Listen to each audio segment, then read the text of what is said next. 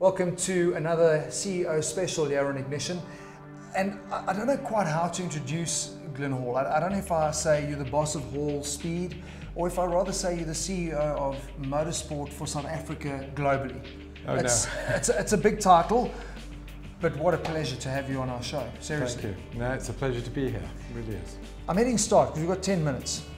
I don't want to know about all these trophies just yet. I want to understand who Glyn was as a kid. Were you the guy that was tinkering around with mom's vacuum cleaner, stripping it apart and playing with Meccano sets? Where did this engineering prowess come from? For sure, Meccano sets played a big role in my childhood. There's no question about that. And yes, I had motorbikes apart back in Wales in my parents' living room and dining room especially. So it's been fostered from a really young age, and my father was always interested in cars, not at a hands-on level, but I was plenty interested in that for sure. Wales to South Africa, how did that happen? Well, in the late 70s, you know, I wasn't sure what I wanted to do in life. My father really thought that I'd be a good pilot. He fancied that sort of image. So I went to go and try out for that at Hamble in Southampton for BEA and BOAC at that time. That's how long ago it was, but we can talk about that later. And it became obvious after that that while I had a flair for doing that, that my true passion was really, you know, in the motor business. And a good friend of ours at the time owned a few dealerships at Chrysler in the UK. And I went there for an interview, really not knowing where it was going to go. And they had a really active motorsport, you know, department there, and Des O'Dell, who was quite famous in those days back from the GT40, he was on the original team. They won the London Sydney Marathon with the Roots Group, as it was in those days, which later became Chrysler, and that quite whet my appetite. I did a session there during my student apprenticeship. We had 6 months at college, 6 months back in industry, and it was great. What were you studying then, though? It was a diploma in automobile engineering, and it was specifically designed around retail selling and engineering in garages, dealerships, and not about actual motorsport engineering at all. I suppose you often sit back and you think back on your life, because we all get reflective like that, and you wonder, had you not ended up in a corporation where there was this motorsport side of things, where would you have ended up? Because I mean, that obviously got the bug. The bug was truly down there. Well, I don't know, because I don't know anything else. Exactly. Yeah. But one important thing, it was the Bromsgrove College of Education there, which was sponsored by British Leyland. So everybody was, you know, about motorsport or about motoring or really the details of cars and what went into it. So that started there. And when you came to South Africa, was that you were now obviously entrenched? Was there a job offer in place, or? Yeah, it was very simple. At Chrysler UK, there was Britain's best rally driver, you know, questionably in history, was Tony Pond. He was a true world icon, and we became friends, and he was driving here for Jeff Mortimer at Chev Dealer Team at the time. And he said, well, you know, why don't you come over? And eventually I did, but at the time I delayed my departure because we had quite an exciting time. I was on the original build team for a car called the Lotus Sunbeam by Talbot, and a few famous people. Jean Todt being one was the co-driver. Guy Frecklon was the driver, who later, you know, was with Citroën and won 10 world championships with Sebastian Loeb, or 9 was it? And so he was quite an influential person. And to be honest, a lot of those key people that I had an association with back in the 70s, some of them I still you know, I'm involved with today and talk to them. I'm sure. I mean, you've almost gone there full circle where they're now coming to you for advice and guidance in terms of how things work. Let's take a walk through, because I think that kind of brings us to how this was set up. You've come to South Africa with all this racing knowledge and engineering know-how. How did we end up in a facility that looks like this? Because it is incredible what you produce here. Well, this has grown over the time, and you know, we've been involved in motorsport in South Africa. First I was a driver, and I was fortunate enough to win the South African Rally Championship in 1990. So I know what goes into driving a car at the highest level, and that coupled to the engineering and manufacturing and running a team has been key to our success as a business over the last 30 years. I'm glad you said that, because I imagine a lot of the time you've got the lab rats, the clever guys that put the stuff together, but at the end of the day, it's got to equate into something that's drivable and works from a performance perspective. Has that really helped you in terms of setting up this side of the business then? Because you know what it takes. Absolutely. So there's two distinct sides to the business. Well, three if you take the finance and the commercial side, but let's stick to the two sides, and that's the actual car and the driver. And when you're a driver, of course, one tends to think you're the best in the world and you're the only element that makes it go fast. And I learned fairly early on, and I think really Jeff Mortimer helped me a little bit there, that you can't drive at the highest level and run a team successfully. It's extremely difficult to separate the two. And once I understood that and understood what really later becomes a part of the car, the driver is a part and element of the car. And if you look at it from a business aspect, he's an important element, but he's an element, you know, per se. So the engineering of the car includes the driver, and if the driver doesn't perform, you've either got to fix the car or you've got to fix the driver, one or the other. So I've really enjoyed developing drivers along, you know, through the time as well as the cars. You talk about developing drivers. I mean, immediately there's an ego thing that goes with, like you said, you've got to be the best. I know what I'm doing. Something. How does that relationship work? Because we see a lot of Glyn on television, and you are by the book, you organise, you professionally jacked. Is there a dark side to you when you've got to deal with drivers? Is there like this mean side of Glyn that says, "What are you doing?"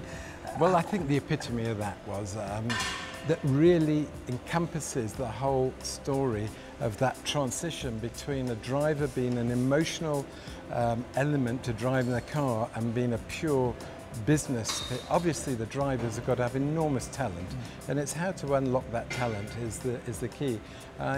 Janelle was doing a race. I mean, Janelle's one of the top drivers in the world. His history, his results prove it.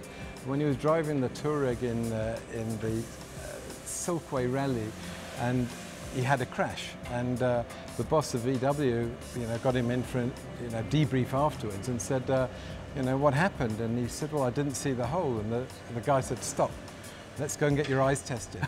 So he went away, got his eyes tested, came back, said, well, there's nothing wrong with your eyes. What happened there? And Jeff pretty much did the same with me when I was driving. I went off the road once, I can't remember the detail. And Jeff wanted to know, why did you go off the road? Well, you ran out of talent, obviously, but you know, you've got to come to terms with that somewhere along the road. So if the driver is not happy and comfortable in the team, and that means with the technicians, the engineers, everybody else, you're never going to excel. The whole thing's got to gel together.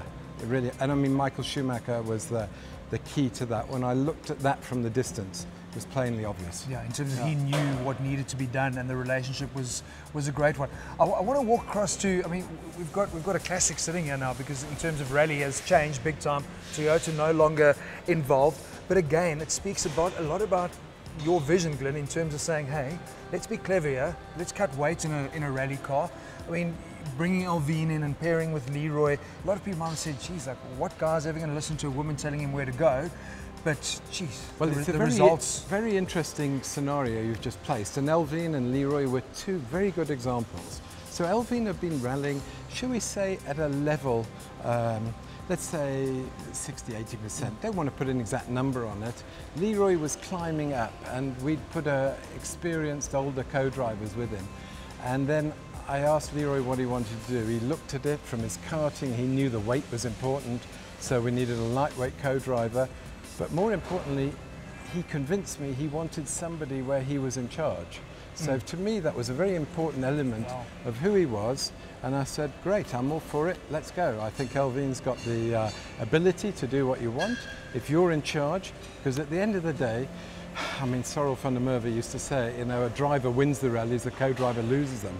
That isn't true in reality. That sounds a lot like Sorrel. It is, but it is a perception, and those become reality before you blink. So I gave Leroy the freedom to do that, and what a fantastic pairing they made. Track record is there. Glyn, obviously people are going to always associate Hallspeed and what you've done with your relationship with Toyota Racing, and in particular with Dakar. You know, people don't realize, I didn't know when I came here how much other stuff Hallspeed actually produces in terms of putting South African engineering know-how and knowledge onto the motorsport scene from a global perspective. But this year is this is the baby. This is what's really put Glyn Hall on the global map, I suppose. It's not me, you know. I mean, it really is a team, and we put a lot of effort into getting this group of people. Remember, a good motorsport team is not, I wouldn't say normal people. That would be a bit disrespectful, but people with a lot of special skills, a lot of different temperaments. And that is really important to get this good team together. And I keep talking about team. We are one. It's not me at all. I mean, we've got an engineering department, we've got engine development, we've got sub-assembly, fabrication. We make nearly all of the car in-house here, as you've seen. I couldn't believe that. I mean, you think, okay, so there's some parts you're going to take off the shelf, but obviously they're not going to last. They're not going to run at these sort of levels. I can believe that you guys literally make every single component that fits on all these cars. It's almost. We're lucky to have. Too modest. We're lucky to have Toyota as a partner, you know. And but you're too modest, because I mean, I look at the setup here, and it's world class what you've achieved. It's amazing. We've been fortunate and privileged, really. You know. The Hilux is a global model for Toyota, so that's why it's so important for them in Dakar and locally, of course, in South Africa. It's a big seller. Top seller. It's really successful, and Hilux is known worldwide. So for us, producing cars that can race all over the world, it's the same platform globally, no different. So that's important. The hardest part about your job, I mean, I'm sure there are a few things, but now that you sit with the Toyota backing, is there additional pressure in terms of we need to produce, there's global budget behind this sort of thing? Dakar has become this unicorn. Do you feel that pressure? Is that the hardest thing for you, having to deliver to a global big brand's expectations? I think all my life, really, the pressure I put on myself is more than enough. So when we add additional outside forces, sometimes they can be destructive to what we're trying to do. So, you know, I have the motto which I try to tell to all the lads all the time. Let's always over-deliver. Not under-promise, but let's always over-deliver on what's expected of us. And that's the target each and every day when we come to work, is learn something new every day and exceed our expectation. How do you talk about that pressure, how do you de-stress? What do you do when you're not under this pressure of like trying to win something as massive as Dakar? What do you do? Well, my family would say probably not a lot. Nothing. Not a lot. You know, family time is important to me, really, and we try and de-stress together. But the biggest form of de-stress is success. The minute that you succeed in something, you feel that you know, that rush, and gives you energy to start again, come to work the next day fired up, full of energy, and try and learn something new and go even faster. Have you ever had that feeling where you want to take Janelle or Leroy and pull them out the car and tell them, back off, let me show you how to do it? Have you still got that racing bug in there somewhere? Yeah, the racing bug is still, you never get rid of that. But if Janelle or Leroy, or when Duncan was driving for us, or Anthony is winning, it's like me winning. Yeah. You know, I feel that emotion, that passion, especially with Janelle and Leroy, who weren't gravel racers. I mean, Janelle was a 4 times you know, touring car champion, never driven on gravel, and I'd like to think that I had an element of his success when it turned to gravel, being able to explain what was going on. And also, I mean, giving him another career, essentially, because circuit racing had run its course here in SA. So interesting that. I suppose also a lot safer being in Park for May, because I know you've had some. He's had some bad accidents. I mean, what did you break your lower back? I broke my back. Yeah, I broke my back, and it was doing something. We were talking about it just the other day. My brother's here from overseas. That I shouldn't have been doing, and if one of my drivers was doing that, I'd give him a real, you know, talking to over it. And I took my eye off the ball just for a second. We were doing really well in the race, and I didn't see a marker, and that was it. Big impact. Taught me a lesson, but I used the time wisely, and I'm fine now, so nothing lost. Well, you've used your 10 minutes wisely. I don't think we can get our viewers to fully appreciate just the setup that is Hallspeed and what you have achieved. Thank you, Glyn, so much for your time, and we wish you all the best going forward. Thank you. Yeah, we try every day. Awesome.